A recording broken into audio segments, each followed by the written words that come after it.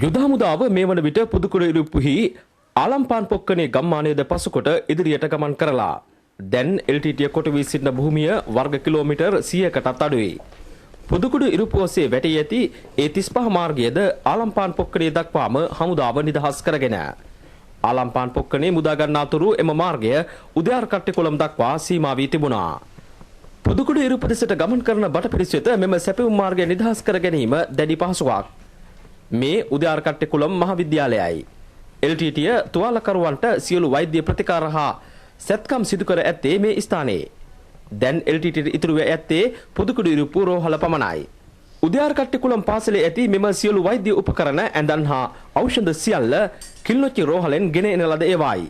හමුදාව කිල්නොච්චිය මුදා ගැනීමේදී LTT බලහත්කාරයෙන් රෝහලේ උපකරණ හා ඖෂධ උදයාර්කට්ටිකුලම් දක්වා ගෙනවිත් ඇති බව පැහැදිලියි.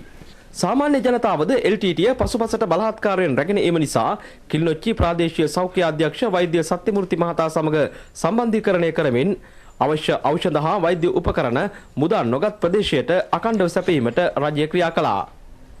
සාමාන්‍ය ජනතාව වෙනුවෙන් ලබා දුන් එම පහසුකම් LTT බලහත්කාරයෙන් ලබාගත්තද ජනතාවගේ සෞඛ්‍ය අවශ්‍යතා අත් නොහැරීමට රජයගත් තීරණය කැපී පෙනෙන කරුණක්.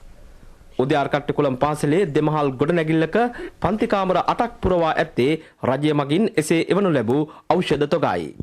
කිල්නොච්චි රෝහලේ තිබූ නවීනතම ශල්‍යාගාර හා පර්යේෂණාගාර උපකරණද මෙහි දැකගත හැකියි. කොළඹ ජාතික රෝහලට නොදෙවෙනි පහසුකම් කිල්නොච්චි මහරෝහලේ පැවතියා.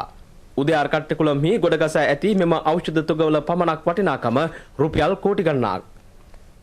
සාමාන්‍ය ජනතාවගේ සෞඛ්‍ය අවශ්‍යතාව වෙනුවෙන් ක්‍රියාත්මක වූ කිල්නොච්චි රෝහලට LTT බලපෑම මත මෙවැනි ඉරණමක් අත්වෙද්දී LTT ඉකුත් වකවානුව තුල ඊළාම් රාජ්‍ය සඳහා වෙනම රෝහලක් ඉදිකිරීමට සැලසුම් සකස් කර තිබුණා.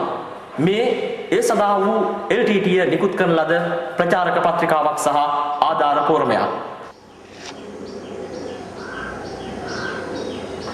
විදේශ රාජ්‍යයන්ගෙන් හා ස්වේච්ඡා සංවිධාන වලින් ඔවුන් ඩොලර් කෝටි ගණනින් මේ සඳහා ආධාර එකතු කර ඇති බව මෙම පත්‍රිකාවේ තොරතුරු අනුව පැහැදිලි වෙනවා.